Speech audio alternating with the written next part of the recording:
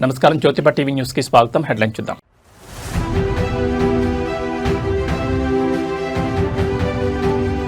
రంపచోడవరంలో CM Chandrababu, మంత్రి లోకేష్ సందడి.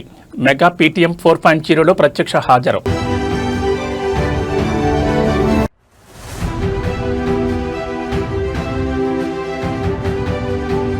పాఠశాలల్లో చదువు, ఇంట్లో నైతిక విలువలు. విద్యార్థులు, తల్లిదండ్రులకు ముఖ్యమంత్రి దిశానిర్దేశం.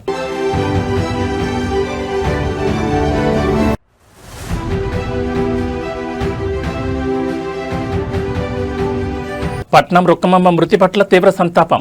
బంజారాహిల్స్ నివాసంలో ప్రముఖుల నివాళులు.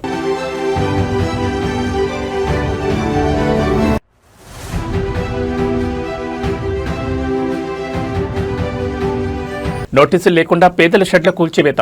కాంగ్రెస్ ఎమ్మెల్యే సంజీవ్ రెడ్డిపై బీఆర్ఎస్ ఆరోపణలు.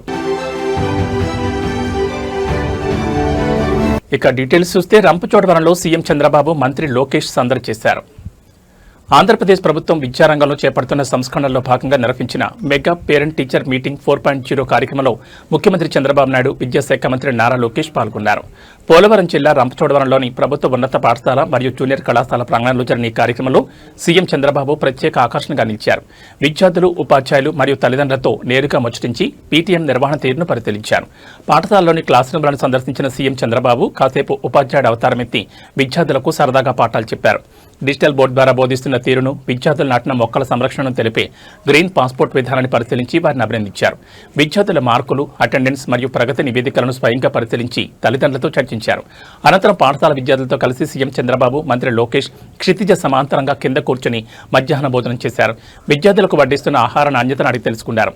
గిరిజన ప్రాంతాల్లోని ప్రభుత్వ పాఠశాలలో మౌలిక వసతులు మెరుగుపరచడంతో పాటు క్వాలిటీ విద్యను అందిస్తామని ఈ సందర్భంగా స్పష్టం చేశారు. సీఎం చంద్రబాబు, మంత్రి లోకేష్ల పర్యటనతో రంపచోడవరం విద్యార్థులు, తల్లిదండ్రుల్లో కొత్త ఉత్సాహం వ్యక్తమైంది.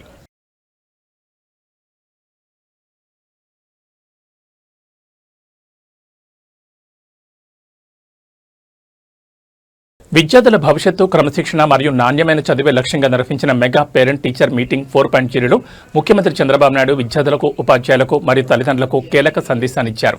పిల్లల లక్ష్యాలు స్పష్టంగా ఉండాలని, వాటిని సాధించేందుకు కష్టపడి చదవాలని పిలుపునిచ్చారు. ఏనాటికైనా సరే చదువులే సమాజానికి, వ్యక్తిగత ఎదుగుదలకు శ్రీరామ రక్షని స్పష్టం చేశారు. ఈ కార్యక్రమంలో సీఎం చంద్రబాబు మాట్లాడుతూ పాఠశాలలో ఉపాధ్యాయులు కేవలం చదువు మాత్రమే నేర్పిస్తారని, కానీ పిల్లలకు నిజమైన విలువలు, క్రమశిక్షణలను ఇంట్లో పెద్దలు నేర్పించాలని సూచించారు.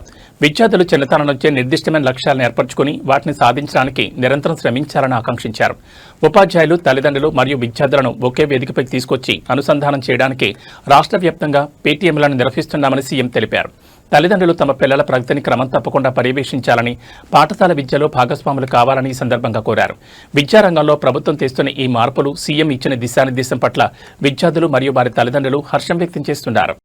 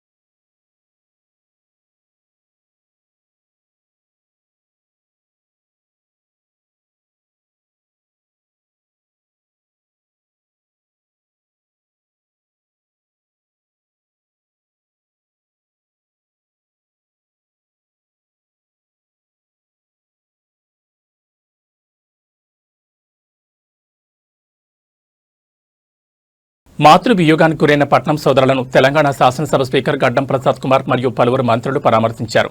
బంజారాహిల్స్లోని మాజీ మంత్రి పట్నం మహేందర్ నివాసానికి చేరుకున్న పలువురు ప్రముఖులు స్వర్గీయ పట్నం రుక్కమ్మ పార్థివ దేహానికి పూలమాలలు వేసి శ్రద్ధాంజలి ఘటించారు.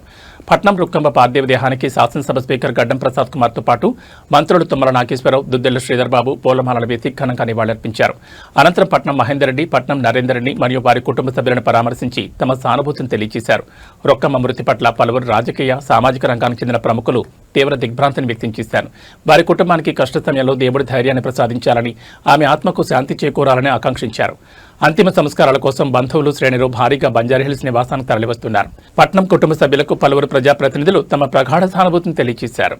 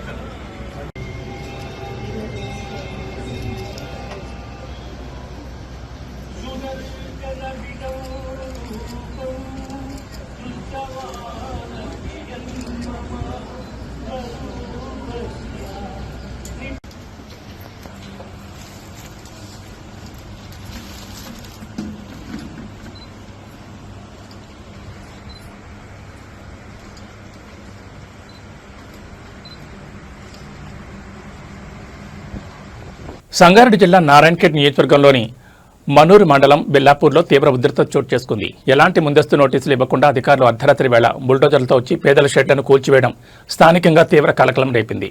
స్థానిక కాంగ్రెస్ ఎమ్మెల్యే సంజీవ్ రెడ్డి ఒత్తిడితోనే అధికారులు ఈ దౌర్జన్యానికి పాల్పడ్డారని బాధితులు బీఆర్ఎస్ శ్రేణులు తీవ్రంగా ఆరోపిస్తున్నాయి. గత బీఆర్ఎస్ ప్రభుత్వంలో మాజీ ఎమ్మెల్యే భూపాల్ రెడ్డి చొరవతో నిరుపేదలకు ప్రభుత్వ భూమిలో పట్టాలు పంపిణీ చేశారు.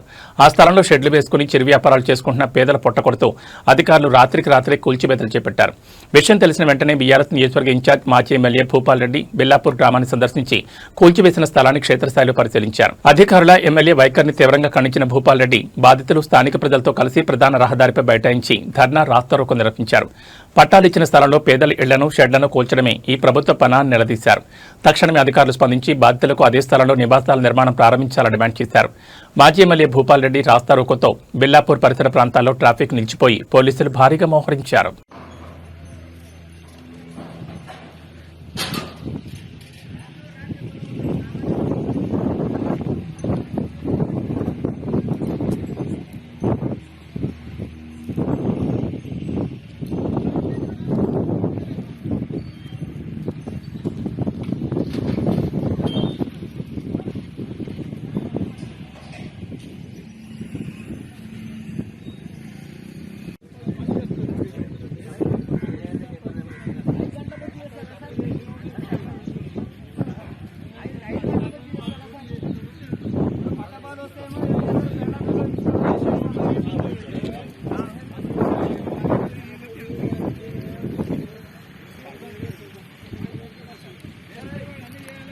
దేశవ్యాప్తంగా కలకలం రేపిన నీట్ పేపర్ లీకేజ్ ఘటనపై కఠిన చర్యలు తీసుకుంటామని హామీ ఇస్తూ ప్రధాని నరేంద్ర మోడీ విడుదల చేసిన వీడియోకు దేశ యువత నుంచి విశేష స్పందన లభించింది. ఈ క్రమంలో ప్రధాని మోడీ తన ఇన్స్టాగ్రామ్ ఖాతాలో మరొక కొత్త వీడియోను విడుదల చేస్తూ దేశ యువతకు ప్రత్యేకంగా ధన్యవాదాలు తెలియజేశారు. సోషల్ మీడియా వేదికగా యువత అందించిన ఆలోచనాత్మక సూచనలకు, తనపై చూపించిన అపారమైన ప్రేమకు ప్రధాని మోడీ ఈ వీడియో ద్వారా కృతజ్ఞతలు తెలిపారు. మీ నమ్మకమే నా అతిపెద్ద బలమని వ్యాఖ్యానిస్తూ లక్షలాది మంది విద్యార్థులు, యువత వ్యక్తం చేసిన అభిప్రాయాలు, నమ్మకం ప్రభుత్వానికి మరింత బాధ్యతను పెంచాయని పేర్కొన్నారు. పరీక్షల నిర్వహణలో పారదర్శకతను కాపాడేందుకు ప్రభుత్వం కట్టుబడిందని, అక్రమాలకు పాల్పడిన వారిపై రాజీలేని పోరాటం కొనసాగుతుందని ప్రధాని పునరుద్ఘాటించారు. యువత భవిష్యత్తు ఆడుకునే వారిని వదిలిలేదని, ప్రతి ఒక్క విద్యార్థికి న్యాయం జరిగేలా చర్యలుంటాయని మోదీ స్పష్టం చేశారు. ప్రధాని మోడీ ఇన్స్టాగ్రామ్ వీడియో ప్రస్తుతం నెట్టింట విపరీతంగా వైరల్ అవుతుండగా యువత నుంచి భారీగా లైకులు, కామెంట్లు వ్యక్తం.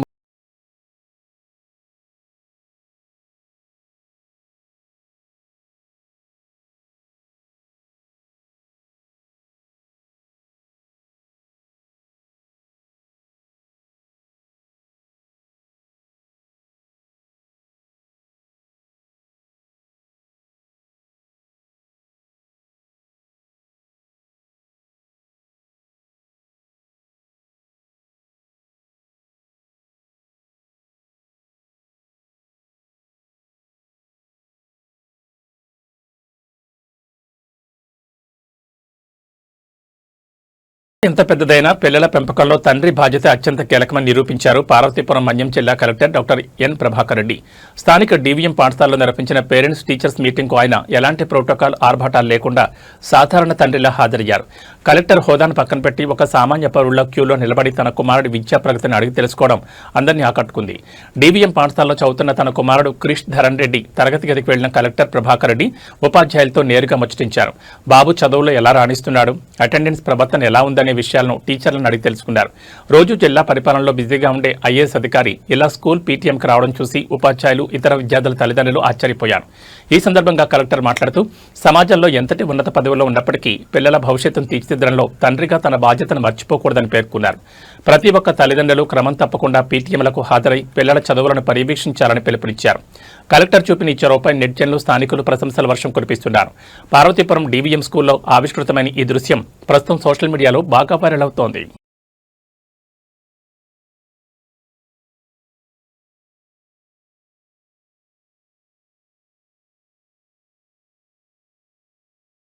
ఆధ్యాత్మిక క్షేత్రం తిరుపతి పరిసర ప్రాంతాల్లో గంజాయి విక్రయాలు విచ్చలవిడిగా సాగుతుండడం తీవ్ర ఆందోళన కలిగిస్తోంది.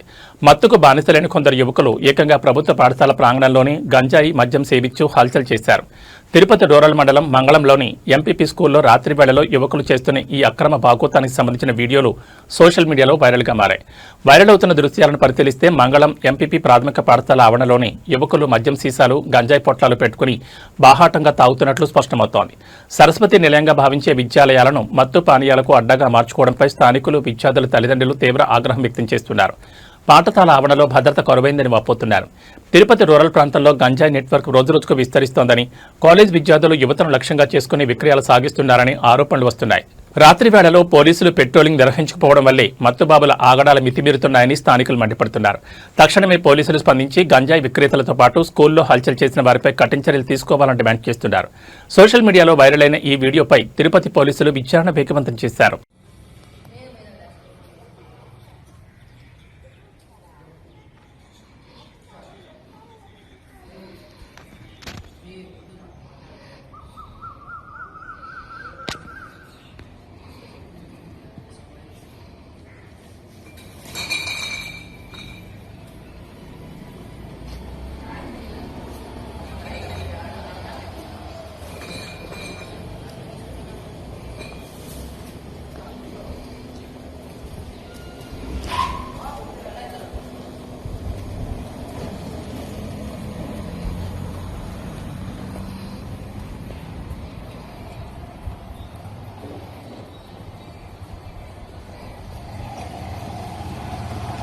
Yeah.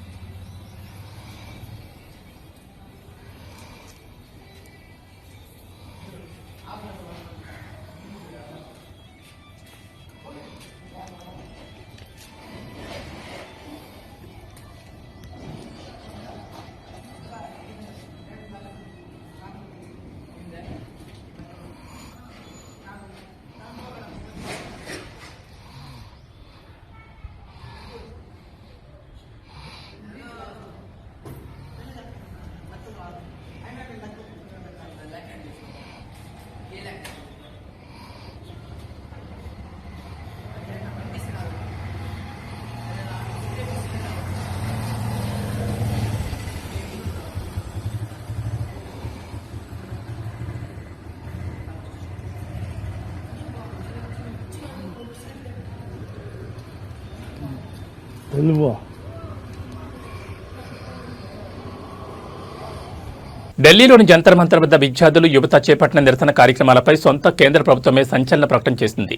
విద్యార్థుల పోరాటాల వెనుక పాకిస్తాన్, చైనా వంటి విదేశీ శక్తుల హస్తం గానీ ఎలాంటి విదేశీ ఫండింగ్ కానీ లేదని భారత ప్రభుత్వం స్పష్టం చేసింది.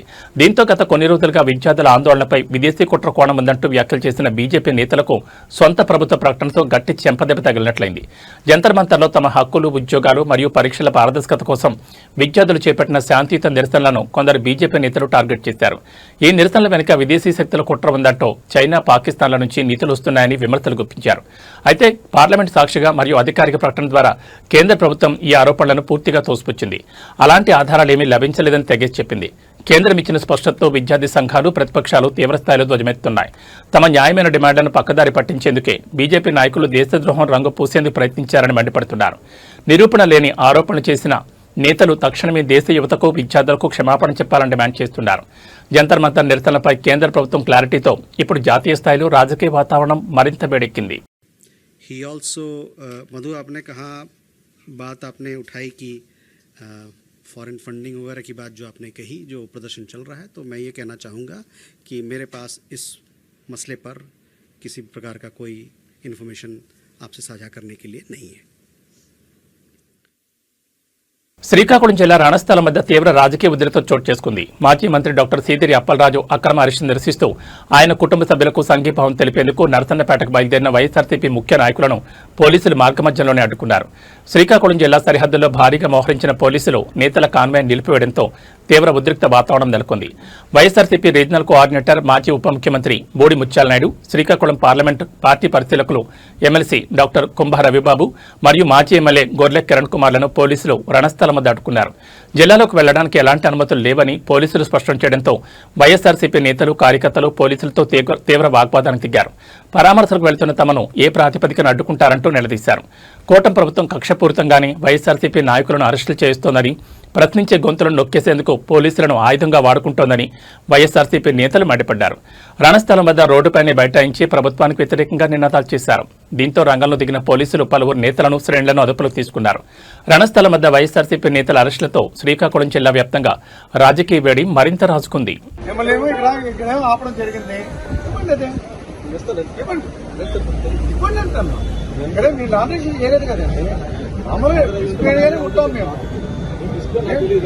నేను డిస్ప్లే ఉంటాను, నేను తెలుసు కదా, డిస్ప్లే ఉంటాను, తెప్పించండి. ఎక్కడైతే మనం ఆఫ్ చేస్తారో చూపించండి. ఈ కారణం వల్ల మిమ్మల్ని విజ్ఞప్తి చేస్తున్నాము.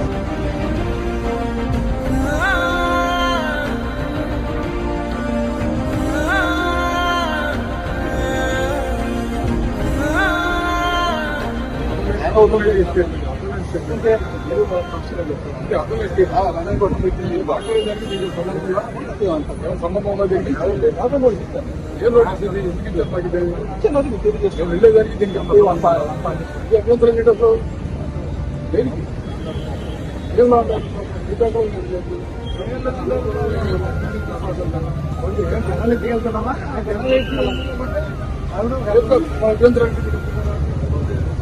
దేశవ్యాప్తంగా సంచలనం సృష్టించిన 2024 నీట్ యూజీ పేపర్ లీకేజ్ కేసులో కేంద్ర దర్యాప్తు సంస్థ సీబీఐ బిగ్ షాకింగ్ నిర్ణయం తీసుకుంది. బీహార్లో ప్రశ్నాపత్రాల దొంగతనం, పంపిణీలో ప్రధాన సూత్రధారిగా ఆరోపణలు ఎదుర్కొన్న సంజీవ్ కుమార్ అలియాస్ సంజీవ్ ముఖియాకు సీబీఐ క్లీన్ చిట్ ఇచ్చింది. ఈ కేసులో ఇతర 45 మంది నిందితులపై ఛార్జ్షీట్ దాఖలు చేసిన దర్యాప్తు సంస్థ సంజీవ్ ముఖియాకు వ్యతిరేకంగా తగిన ఆధారాలు లభించలేదని స్పష్టం చేయడం తీవ్ర వివాదాస్పదంగా మారింది. పాట్నా కేంద్రంగా సాగిన ఈ భారీ పేపర్ లీకేజ్ స్కామ్లో ముఠా నాయకుడిగా సంజీవ్ ముఖియా పేరును ప్రారంభంలోనే పోలీసులు, దర్యాప్తు సంస్థలు వెల్లడించాయి. సుదీర్ఘ విచారణ అనంతరం సీబీఐ 45 మందిపై సమగ్ర ఛార్జ్షీట్ను సమర్పించింది. అయితే పేపర్ లీక్ నెట్వర్క్ను నడిపినట్లు భావించిన సంజీవ్ ముఖ్య ప్రమేయానికి సంబంధించి పక్కా ఆధారాలు సేకరించలేకపోయామని సీబీఐ తెలపడం అందరినీ ఆశ్చర్యానికి గురిచేసింది. సీబీఐ నిర్ణయంపై దేశవ్యాప్తంగా విద్యార్థులు, అభ్యర్థులు మరియు విపక్షాలు తీవ్ర ఆగ్రహం వ్యక్తం చేస్తున్నాయి. ఒకవైపు ప్రధాని మోడీ, మరోవైపు కేంద్ర ప్రభుత్వం లీకేజీలపై కఠిన చర్యలు ఉంటాయని ప్రకటనలు ఇస్తూ మరోవైపు ప్రధాన సూత్రధారులకు క్లీన్ చిట్ ఇస్తే దర్యాప్తు పారదర్శకతను ఎలా నమ్మాలని నిలదీస్తున్నారు. అసలైన నిందితులను కాపాడే యత్నం జరుగుతోందని మండిపడుతున్నారు.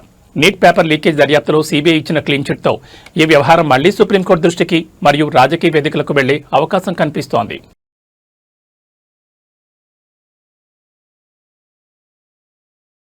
బంగారం కొనుగోలు చేయాలనుకునే వారికి మళ్లీ నిరాశ ఎదురైంది. నిన్నటి వరకు కాస్త శాంతించిన పసిడి ధరలు ఇవాళ తిరిగి పుంజుకున్నాయి. హైదరాబాద్ బులియన్ మార్కెట్లో బంగారం ధరలు స్వల్పంగా పెరిగాయి. అంతర్జాతీయ మార్కెట్లో చోటు చేసుకుంటున్న పరిణామాల ప్రభావంతో దేశీయంగా కూడా బంగారం ధరల్లో మళ్లీ పెరుగుదల నమోదైంది. మార్కెట్ వివరాలకు వెళ్తే హైదరాబాద్లో 24 క్యారెట్ల 10 గ్రాముల స్వచ్ఛమైన బంగారం ధర ఇవాళ ₹600 పెరిగి 1,44,930కి చేరింది. అలాగే ఆభరణాల తయారీకి ఉపయోగించి 22 క్యారెట్ల 10 గ్రాముల పసిడి ధర ₹550 మేర ఎగబాకి 1,32,850 వద్ద ట్రేడ్ అవుతోంది. పసిడి మళ్లీ పైపైకి కదులుతుండటంతో కొనుగోలుదారులు లబోదిబ్బమంటున్నారు. తెలుగు రాష్ట్రాల్లోని ప్రధాన నగరాలను బట్టి స్థానిక పన్నుల ఆధారంగా ఈ రేట్లలో స్వల్ప తేడాలుండే అవకాశం ఉంది.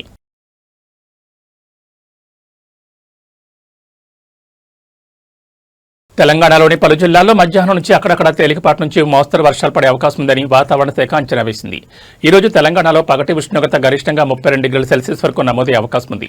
గాలి వేగం పశ్చిమ దిశగా 14 mph ఉండే అవకాశం ఉంది. సాయంత్రం వరకు ఆకాశం మేఘావృతమే ఉంటుందని, రేపటి నుంచి రాష్ట్రంలోని పలు ప్రాంతాల్లో వర్షాల తీవ్రత పెరిగే అవకాశం ఉందని తెలుస్తోంది.